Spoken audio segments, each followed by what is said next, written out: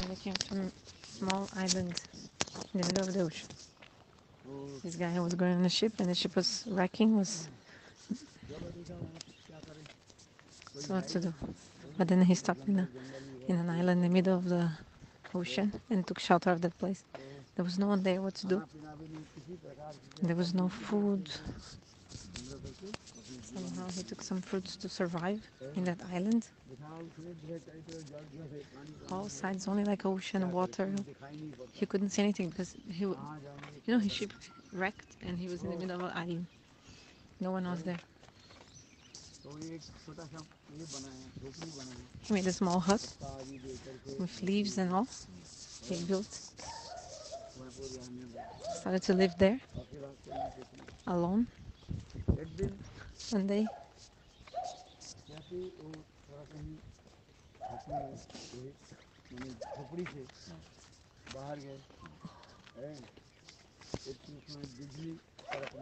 so there was a storm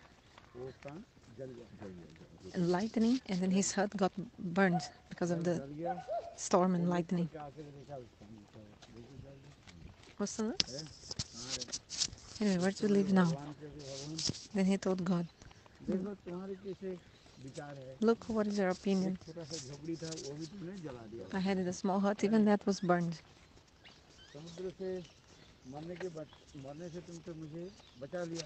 You protect me to die from like drowning in the shipwreck.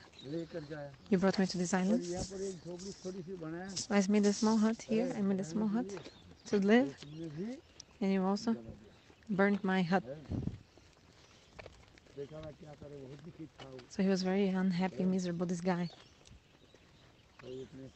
Then in the moment, one person came and said, sit in my ship and go back to your country. I'll take you. Then the guy was impressed. How did you know that I was in the middle of this island here? Then the other person told, when your hut was burning, I saw the smoke from far, and I understood there was someone in this island. That's why I came, to rescue you. And this person told God,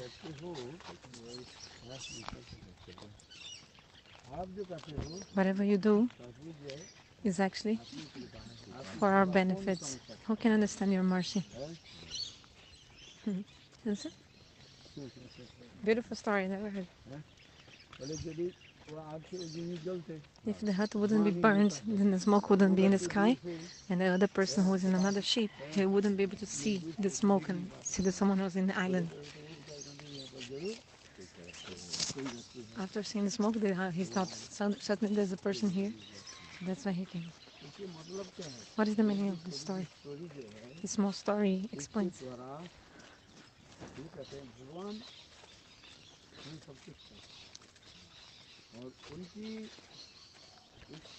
Everything happens to the desire of God. Who can understand his desire? The desire of God.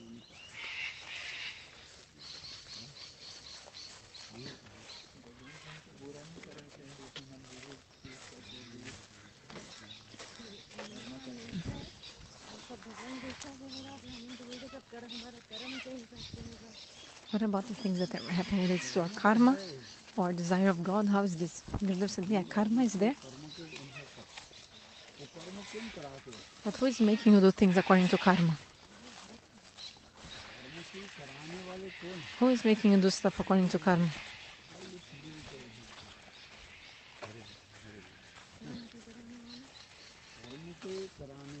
Who is making you do things according to karma? It's God. It's Maya. Maya makes us forget God. We came to this world. We're doing things in this world. Who is making us do things? It's only Him. God. There's the cause and effect theory. Cause and effect, whatever is happening. Everything is on Bhagavan. The free will, when we misuse our free will, then Maya punishes us. When we misuse our free will, you understand?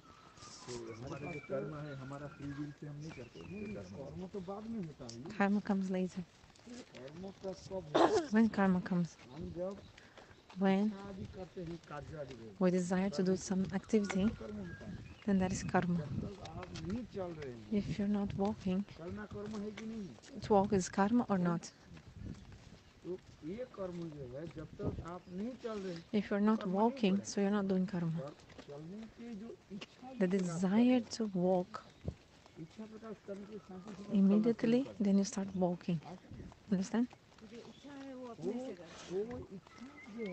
That desire depends on you. Bhagavan God gave you this free will. For example, you will go to your work or to the temple.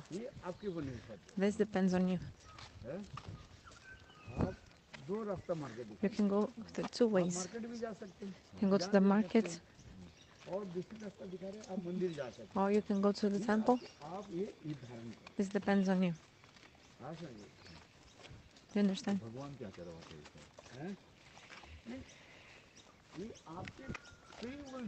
God gave you the free will.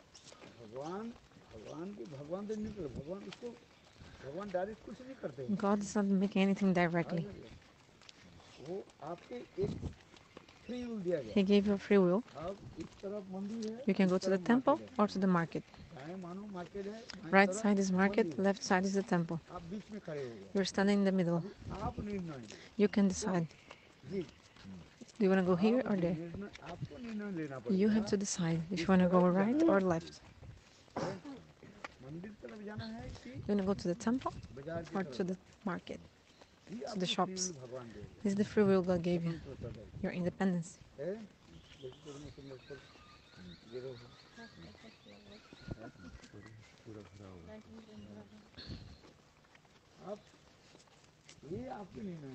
You must decide that. Understand? If you go to the market, you're going to spend money. If you go to the shops, if you go to the temple, you're going to see Bhagavan. So you must decide. So karma. If you go to the temple, this is bhakti. If you go to the shops, this is karma. This activity of going to the shops, you have to suffer the result. If you go to the shops and eat bad things or spending bad things, this karma you must suffer. But if you go to the temple, you have darshan of Bhagavan, you offer flowers to the feet of Bhagavan, you did pranam, whatever you did in the temple. This is bhakti. You can do bhakti or karma. This depends on you only.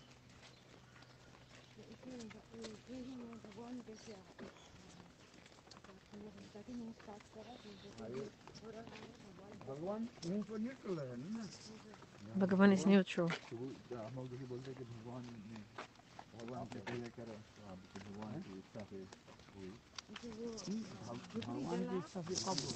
When is the desire of Bhagavan happening? To deliver you, for example. For example, the example that the hut, our lightning fell on his hut. So the lightning fall on his hut is the desire of God. God thought, I want to deliver this person. That's why God burned his hut. And then the smoke came in the sky. Immediately the other person saw the smoke. So many people are going. Not everyone will see the smoke. And also not everyone will think, oh, someone is there because of the smoke. So that person who told, oh, I saw the smoke and I thought someone was certainly in this island. Actually, God inspired this person to think about that, to come to this conclusion when seeing the smoke. Do you understand? We blame God. Who? For example, that guy was saying, "Oh God, first of all, you put me in the shipwreck. I came to this island, and now you burned my hut. You burnt my hut. To burn the hut is actually a way of God delivering that person." He was cursing God. Yeah, he was cursing God.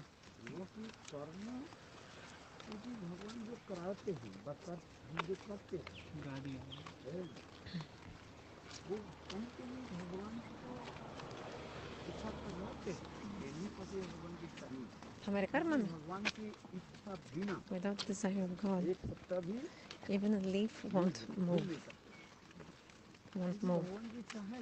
The desire of God is there. So, but when we have a desire, God consents. He agrees. If when you do a bad thing, for example, when I take something from here, you're gonna steal or whatever. When you want to do something bad, so to do a bad thing is bad. So to do a bad thing is not the desire of God for you. To steal or snatch something, it's not the desire of God that you steal. For example, to offer a flower in the temple, that's the desire of God.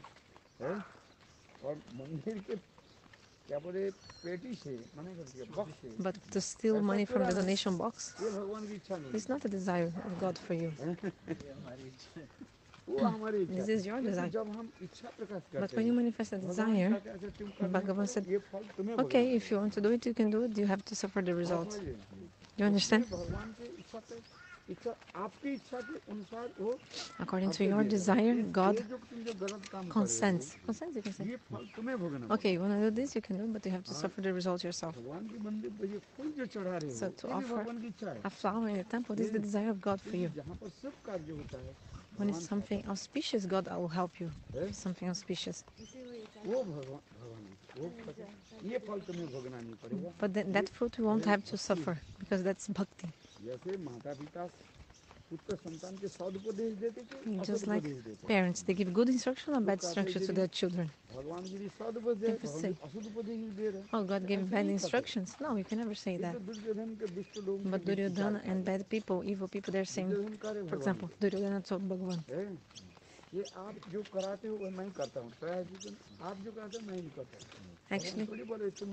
actually I'm doing what God inspires me. Duryodhana is saying, but God didn't tell Duryodhana to kill the devotees or to do bad things in the Pandavas. And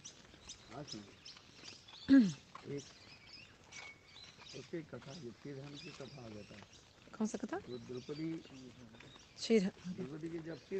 When Draupadi her cloth was being removed, snatched. Duryodhana told Dushasana, pull her cloth. At that time, Draupadi, Duryodhana told, do you remember what you told me, Draupadi? That like father, like son, like blind, like father, you know? So my father is blind, I'm also blind. So in front of a blind person, if someone is naked with cloth, there's no difference because the person is blind. Duryodhana told Draupadi. Try to understand that. You cursed me and my dad. You blamed, you offended me and my father, insulted us. My father, okay, he's blind from birth. And my mother also keeps a blindfold on her eyes. Gandhari was not blind from birth, but she not only put that blindfold on her eyes. Duryodhana is saying, my father is blind, my mother is blind, because my mom had used that blindfold. Okay. But you are calling me, saying that I'm also blind, me too. So in front of a blind person, If you're wearing clothes or naked, there's no difference, right? If I'm blind. This is what Duryodhana is saying. That's what Duryodhana.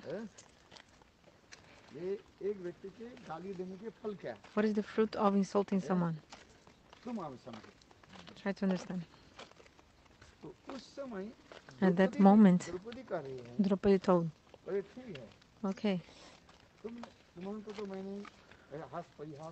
I joked with you and called you blind.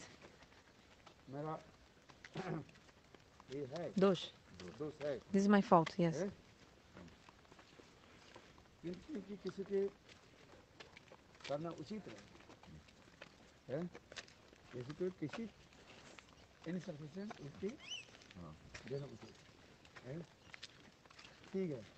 Okay, I shouldn't have done that. In any circumstance, this is not proper. But I did jokingly. If when you joke, you speak something, but jokingly, that person shouldn't be punished because it was a joke. Do you understand? If jokingly something spoken about someone, that's not punishable.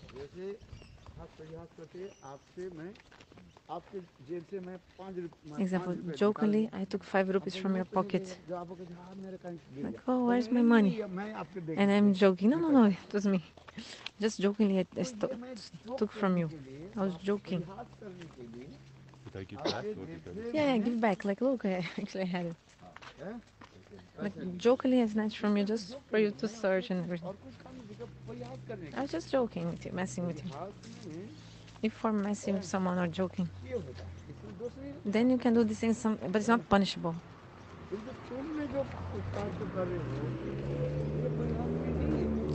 Draupadi said, but what you're doing now is not a joke.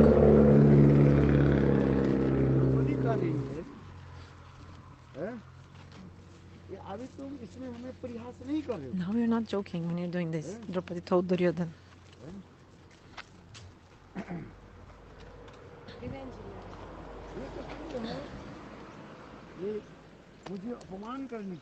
It's to insult me, you're doing that. You're doing this bad thing to insult me.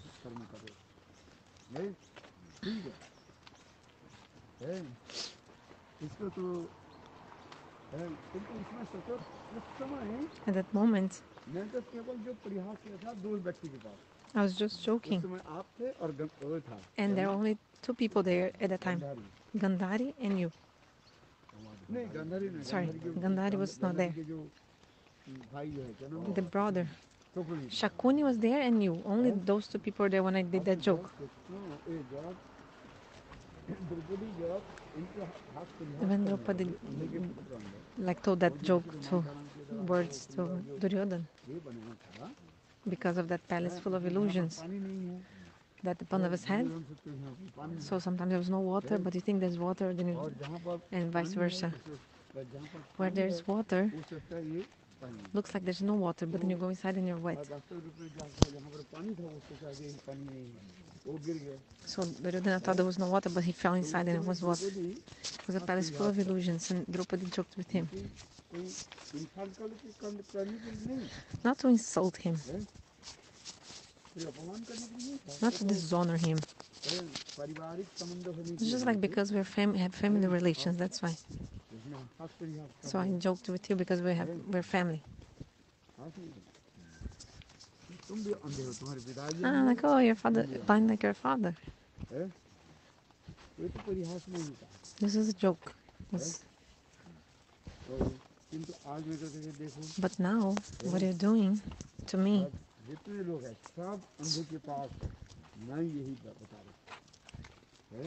you're doing in front of so many people. And Draupadi said, but now everyone will see what is the result. Your father is also here.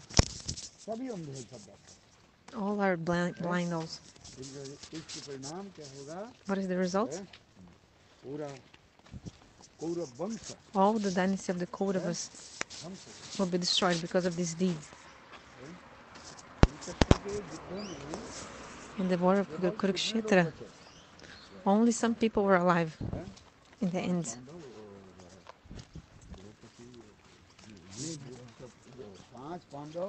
5 Pandavas survived.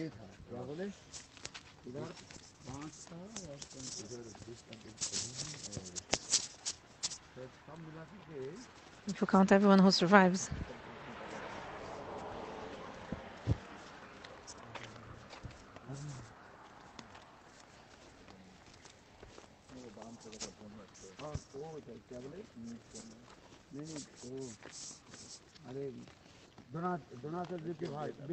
The son of Dronacharya, Ashwatthama, survived as well. In the side of the Kauravas, Ashwatthama survived.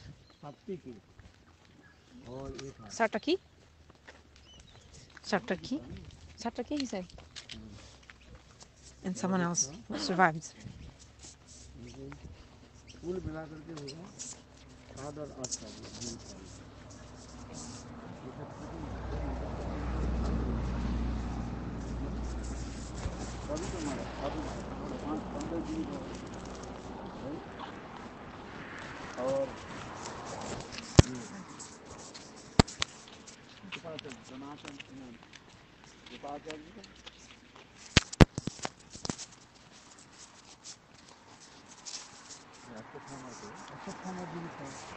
So who survives? Ashwatthama?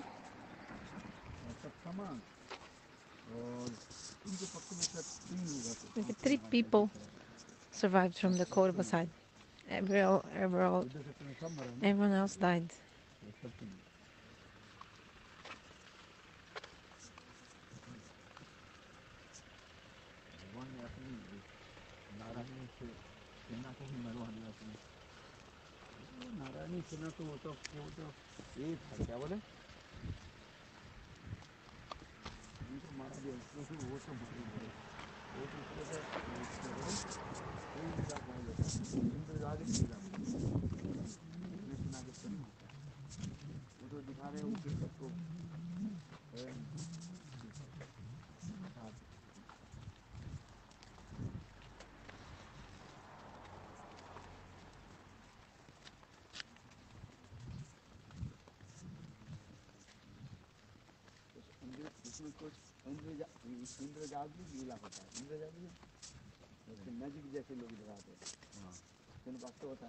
That looks like a magic, but it's not true actually.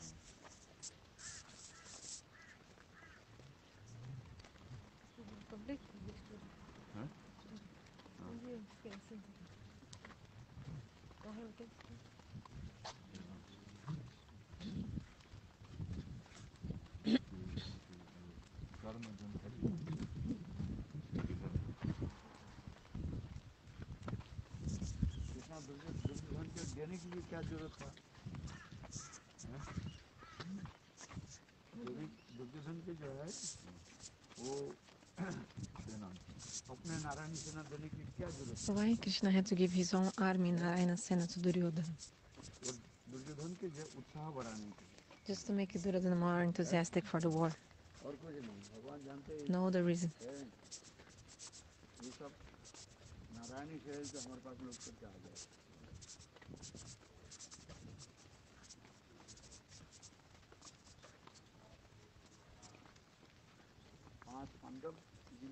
The 5 Pandavas survived.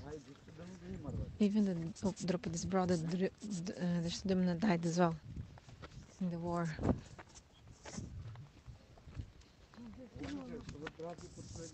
Even the son of Subhadra, Abhimanyu, also died. What is this Leela, right?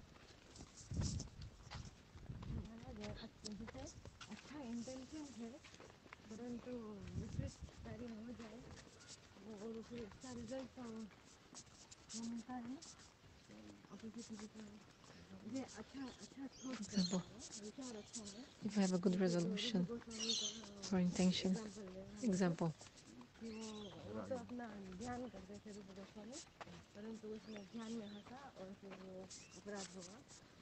that Rupa Goswami left and that person took as an offense.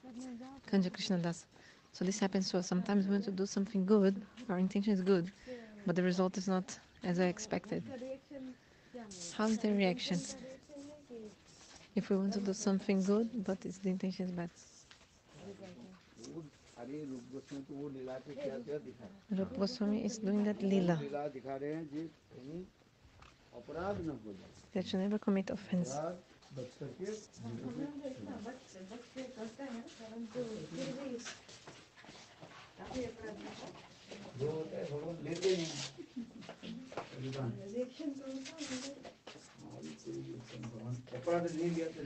Sorry.